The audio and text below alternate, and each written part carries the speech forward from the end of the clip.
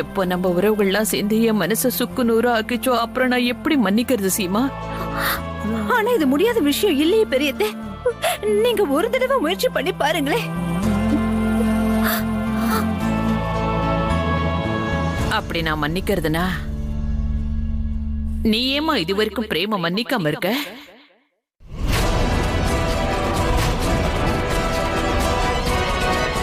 சீமா, ஒருவேளை நீ இந்த நேரத்துல பிரேம மன்னிக்கலனா எதிர்காலத்துல நீயும் பிரேமும் எப்படிமா ஒன்னா சேர்ந்து வாழ போறீங்க? பெரியத்தை யாரு தப்பு பண்ணாங்களோ அவங்களதான் மன்னிப்பாங்க. பிரேம் ஒண்ணும் தப்பு பண்ணல பெரியத்தை, துரோகம் பண்ணிருக்காரு. நான் சீமாவை பணைய வைக்க தயாரா இருக்கேன். 3வது ஆட்டம் ஆடணும்னு முடிவு பண்ணிட்டேன். இல்ல பெரியத்தை, நான் பிரேம என்னைக்குமே மன்னிக்கவே முடியாது.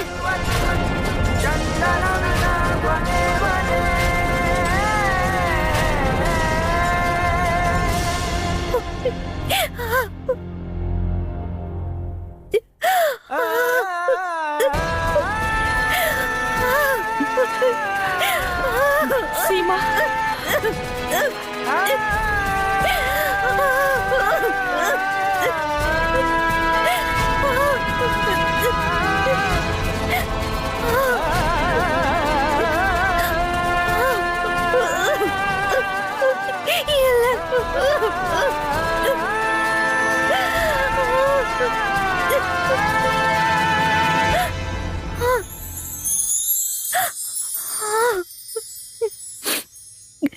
அம்மா,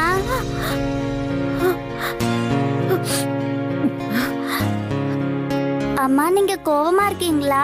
என்னமாச்சு? நிர்வான் அப்புறம் மத்த எல்லார் கூடயும் எங்களால விளையாட முடியாதா? நாங்க தூரமா இருப்போமா? நாங்க நாங்க பிரிஞ்சு இருக்க மாட்டோம். சொல்லுங்கம்மா, சொல்லுங்க. சொல்லுங்கம்மா, சொல்லுங்க. அம்மா அழுகாதீங்க.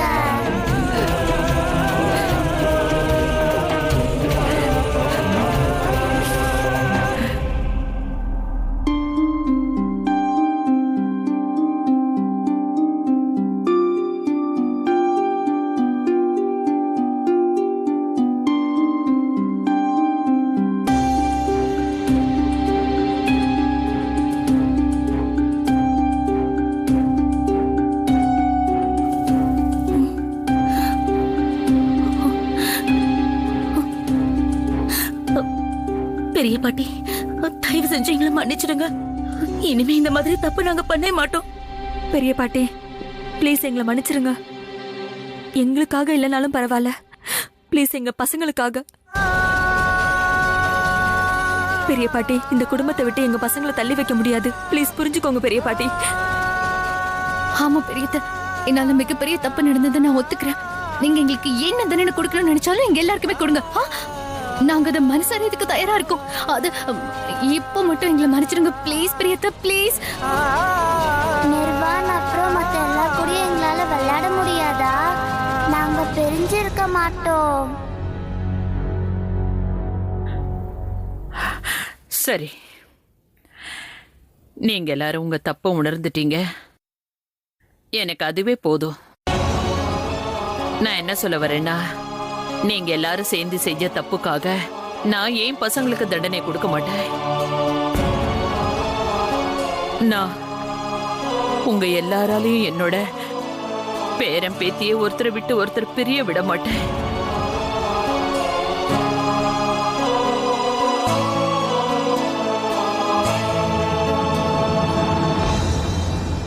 அம்மா, இதுக்கப்புறம் நாங்க குறை சொல்ற மாதிரி எந்த வாய்ப்பும் உங்களுக்கு தரமாட்டோம். ஆமாம்மா, இனிமே நம்ம குடும்பத்துக்கு என்ன கெடுதல் வந்தாலும் சரி, நாம எல்லாரும் சேர்ந்திருந்து அதை எப்படியாவது எதிர்த்து போராடணும்.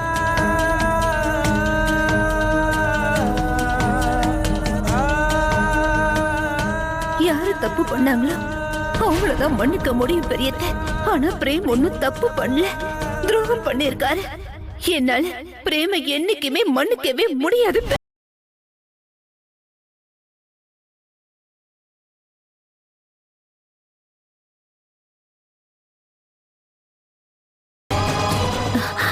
பெரியத்தண்ணா,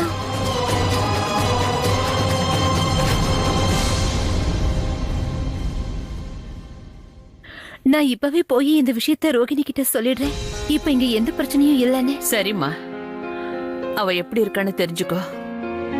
அப்புறம் இன்னொரு விஷயம், ரோகிணியும் சித்தார்த்தும் எப்போ வராங்கன்னு கேட்டுக்கிட்டு வா. சரிங்க பெரியத்த.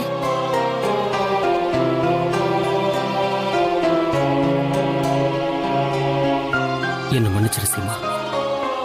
என்னால நீ எவ்வளவு வேதனைகளை தாங்கிக்கிட்டு இந்த வீட்டில் இருக்க வேண்டியதா இருக்க. ஆனா கூடிய சீக்கிரமே உன் மனசுல இருந்து இந்த கவலையை நான் நிரந்தரமா போக்குவேன்.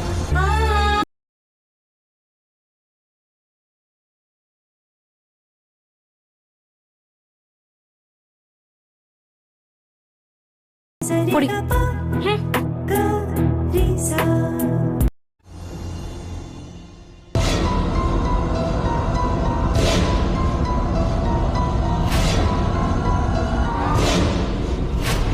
இவங்க இப்ப இறந்துட்டாங்க.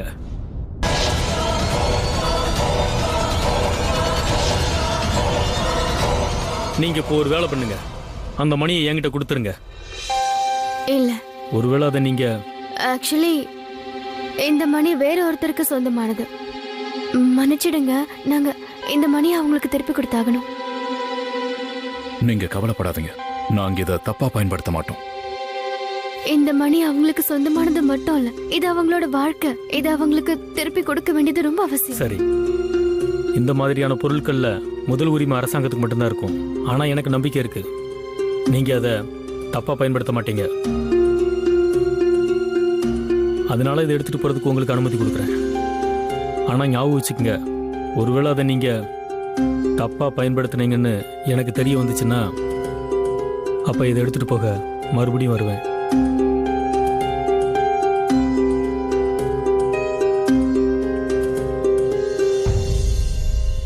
நீங்க என்ன யோசிக்கிறீங்க சித்தார்த்?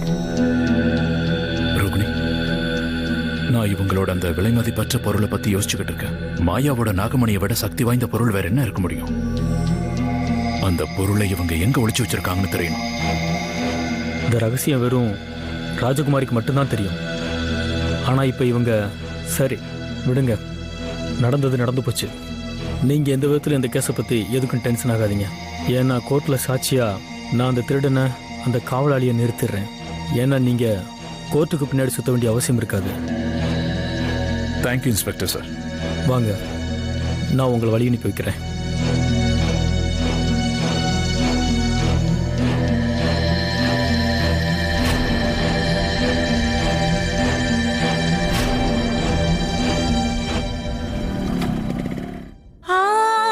இன்னைக்கு தோத்தது நான் இல்ல சீமா, இன்னைக்கு தோத்தது உன்னோட போலியான இந்த உறவு.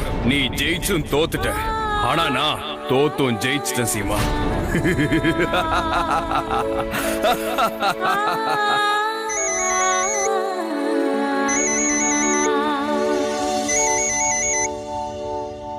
ஹலோ, நான் தான் பேசுறேன் சீமா. தயவு செஞ்சு போனை கட் பண்ணாத. உனக்கு என்கிட்ட பேச விருப்பம் இல்லைன்னு எனக்கு நல்லா தெரியும். என் முகத்தை கூட நீ பார்க்க விரும்பல. ஆனா ப்ளீஸ், கடைசி தடவை நான் சொல்றத கொஞ்சம் கேளு. கடைசி தடவையா? ஆமா, கடைசி தடவை. நான் இங்க எக்கோ பாயிண்ட்ல உனக்காக காத்துக்கிட்டு இருக்கேன். ஒருவேளை நீ மட்டும் என்னை சந்திக்க வரலன்னா இங்க இருந்து குதிச்சு நான் என் உயிரை போக்கிக்குவேன்.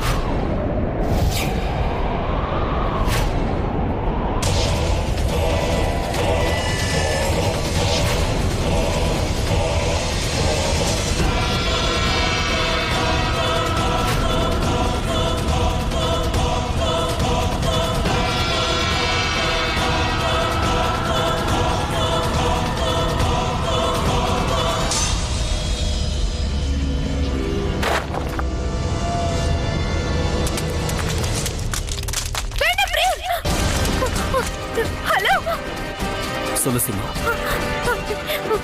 பிரேம், நீங்க அந்த மாதிரி எதுவும் பண்ண கூடாது. நீங்க நீங்க அங்க இருங்க, நான் உடனே அங்க வரேன். சரியா?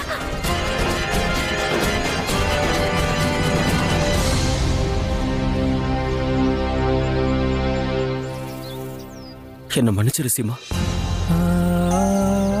நான் உன்னை இங்க வர வைக்கிறதுக்கு தப்பான ஒரு வழியை தேர்ந்தெடுத்துட்டேன். ஆனா எனக்கு வேற வழி தெரியல. எனக்கு தெரியும் நீ என் மேல ரொம்ப கோவப்படுவ. ஆனா உன்னால என்ன வெறுக்க முடியாது. எனக்கு ஒரு ஆபத்துனா அதை உன்னால தாங்க முடியாது. இன்னைக்கு நான் செஞ்ச எல்லா தப்புக்கும் மன்னிப்பு கேட்ட உங்ககிட்ட கடைசி தடவை மன்னிப்பு கேட்கணும்னு நினைக்கிறேன். என்னைக்குமே உன் கண்ணில் கண்ணீர் வர மாதிரி நடந்துக்க மாட்டேன். இனிமே நீ அழறதுக்கு நான் காரணமா இருக்க மாட்டேன். ஏன்னா நான் உன் அந்த அளவுக்கு காதலிக்கிறேன் சீமா, ரொம்ப காதலிக்கிறேன். I love you Seema.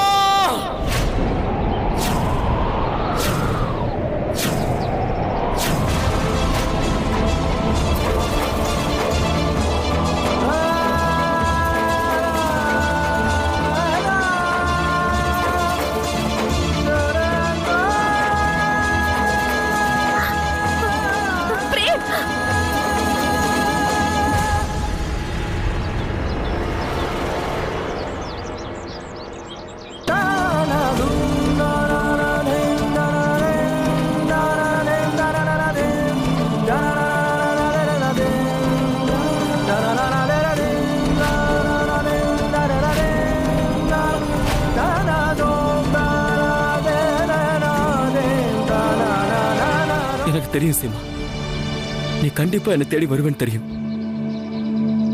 என் தப்பை திருத்திக்கிறதுக்கு எனக்கு ஒரு வாய்ப்பு கொடு.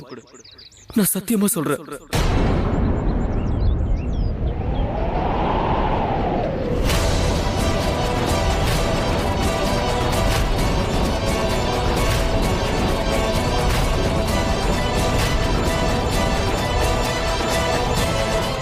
நீ இந்த மாதிரி நடந்துக்கிறதுனால நான் உள்ளுக்குள்ள வேதனை அனுபவிச்சுட்டு இருக்கேன். அந்த வேதனையை தாங்கிக்கிறத விட உயிரை போக்கிக்கலான்னு தோணுது. ஏன்னா நான் உனக்கு பக்கத்திலேயே இருந்தோம் உன் கூட வாழ முடியாதுன்னா அதுக்கப்புறம் இந்த உலகத்துல வாழ்ந்து பிரயோஜனம் இல்லை. நீங்க ஏற்கனவே நிறைய தப்பு பண்ணிருக்கீங்க பிரேம். இன்னைக்கு நீங்க உங்க வாழ்க்கையில மிகப்பெரிய தப்பு பண்ண இருந்தீங்க. உங்க உயிரை போக்கிக்கிட்டு சீமா, நான் உங்ககிட்ட மன்னிப்பு கேட்கணும். எத்தனை தடவை கேப்பீங்க? எத்தனை தடவை நானும் இன்னும் உங்களை மன்னிக்க வேண்டியிருக்கும் பிரேம். நீங்க பண்ண எல்லா தப்பையும் பொறுமையா ஒவ்வொரு தடவையும் மன்னிச்சுக்கிட்டே தானே வந்தேன் பிரேம். சரி, ஒரு விஷயத்த சொல்லுங்க. நீங்க சொல்ற மாதிரியே செய்யறேன். இன்னும் நீங்க என்னெல்லாம் தப்பு பண்ணுவீங்க? இன்னும் எத்தனை தடவை நான் உங்களை மன்னிக்கணும்னு சொல்லிடுங்க.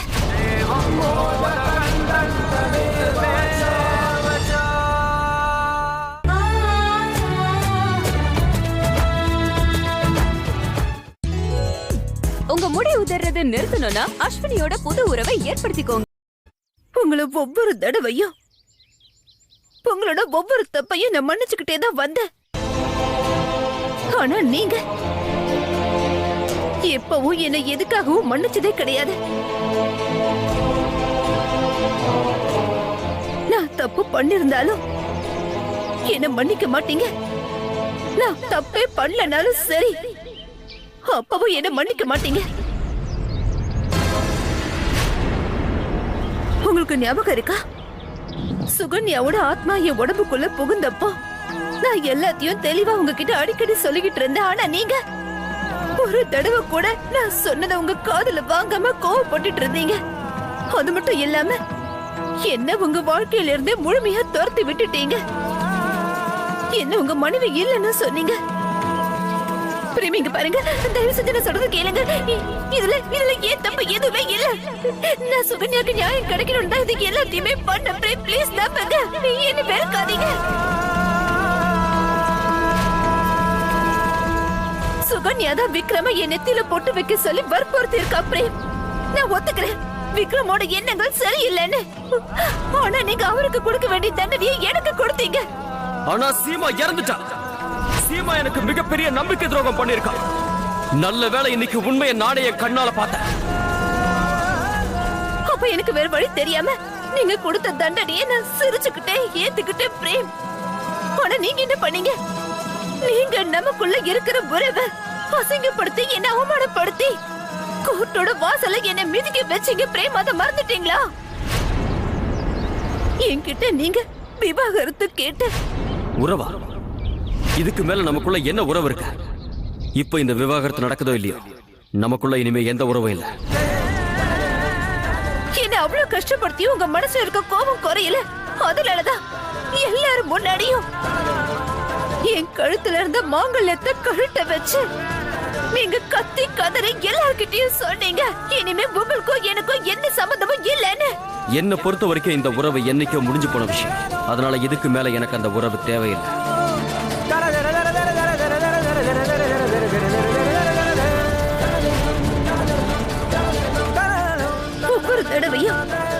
ஒவ்வொரு தடவையும் நான் இதை மட்டும் தான் யோசிச்சு உங்களை மன்னிச்சேன். ஒருவேளை உங்களுக்கு உண்மை தெரியாது போல இருக்கு, அதனாலதான் உங்களுக்கே தெரியாம தப்பு பண்றீங்கன்னு. ஆனா இன்னைக்கு உங்களை நான் இப்படி எதுக்காக மன்னிக்கணும்னு சொல்றீங்க சொல்லுங்க. நான் ஒத்துக்கிறேன், ராஜ்வீரும் சின்னத்தையும் உங்களை வச்சு சூழ்ச்சி பண்ணிட்டாங்கன்னு எனக்கு தெரியும். ஆனா பிரேம், நம்ம எல்லாரும் தானே அந்த கஷ்டத்துல இருந்து வெளியே வரதுக்காக போராடிட்டு இருந்தோம். இந்த விஷயம் உங்களுக்கும் தெரியும். எந்த சக்தி இந்த 5 விரலுக்குள்ள சேர்ந்த ஒரு கைப்பிடிக்குள்ள இருக்குமோ அந்த சக்தி தனி விரல்ல இருக்கவே இருக்காது பிரேம். சிமா, எனக்கு தெரியும் பிரேம், எனக்கு தெரியும் உங்க நோக்கம் தப்பானது கிடையாதுன்னு. நம்ம குடும்பம் இழந்த எல்லா சந்தோஷத்தையும் திரும்ப கொண்டு வரணும்னு நினைச்சீங்க, அவ்வளவுதான். ஆனா நீங்க குடும்ப சந்தோஷத்தை திரும்ப கொண்டு வரணும்னு முடிவு பண்ணி நீங்க உங்க மனைவியை எழுந்துட்டு வந்து நின்னீங்க பிரேம். உங்க மனைவியை விளையாட்டுல பணைய வைக்கிறதுக்கு உங்களுக்கு எவ்வளவு தைரியம் இருக்கணும்? நான் உங்களோட சரி பாதி பிரேம். என்ன பாதுகாக்க வேண்டியது உங்களோட பொறுப்பு மட்டும்தான். ஆனா நீங்க என்ன பண்ணீங்க? உங்க பொறுப்பை நீங்க பலி கொடுத்துட்டு வந்து நிக்கிறீங்களே. உங்களுக்கு தெரியுமா பிரேம், நீங்க எவ்வளவு பெரிய தப்பு பண்ணிருக்கீங்கன்னு தெரியுமா? அந்த ராஜ்வீர் உங்களை வசியம் பண்ணானா இல்ல ஏதாவது போதை மாத்திரம் கொடுத்தானா? உங்க சுயநினைவை நீங்க இழக்கிற மாதிரி. அப்படி இல்லனா உங்க குழந்தையோ உங்க குடும்பத்தையோ கொன்னுடுவேன்னு மிரட்டி உங்களே அந்த விளையாட்டை விளையாட சொன்னானு சொல்லுங்க. சொல்லுங்க, அது என்ன காரணம்னு நான் தெரிஞ்சுக்க விரும்புறேன். சொல்லுங்க. புருஷன் பொண்டாட்டிங்கிற உறவு விலைமதிப்பட்டது பிரேம். ஆனா நீங்க அதுக்காக ஒரு விலையை வாங்கிக்கிட்டு அத வித்துட்டீங்க.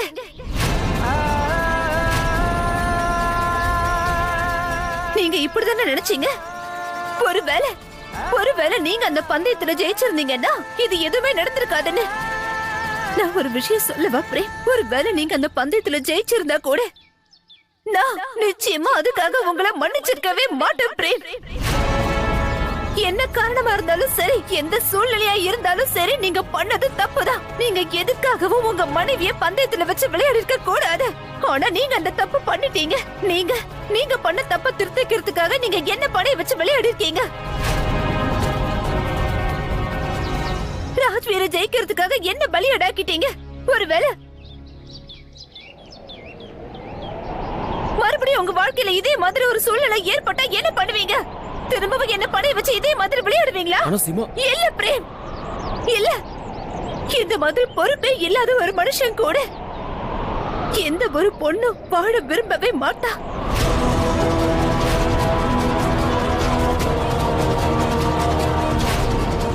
அப்புறம் இதே தெரிஞ்சுக்கோங்க, இனிமே என் வாழ்க்கையில என்னைக்குமே உங்களை மன்னிக்க முடியுமா இல்லையான்னு எனக்கு தெரியாது.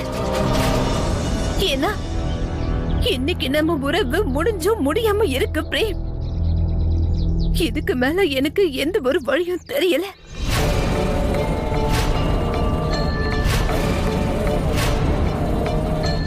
ஆனா ஒண்ணு, நம்ம குழந்தைங்களுக்காக, நம்மோட குடும்பத்துக்காக நான் இந்த உறவோட பாரத்தை சுமப்பேன் பிரேம்.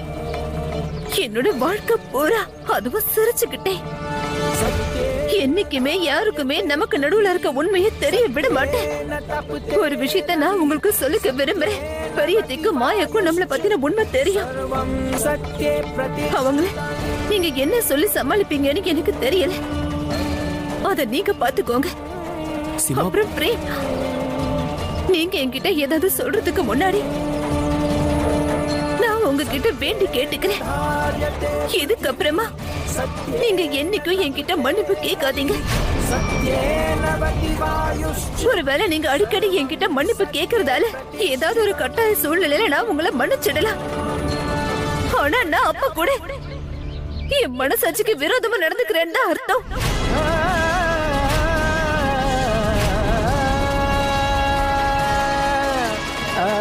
நீங்க முதல் தடவையா என்கிட்ட ஒண்ணு கேட்டிருக்கீங்க. ஆனா என்னால அதை கொடுக்க முடியல. அதுக்காக தயவு செஞ்சு என்ன மன்னிச்சிடுங்க. ஒரு உண்மை சொல்லவா? இந்த உறவுல எனக்கு நம்பிக்கையே இல்லை.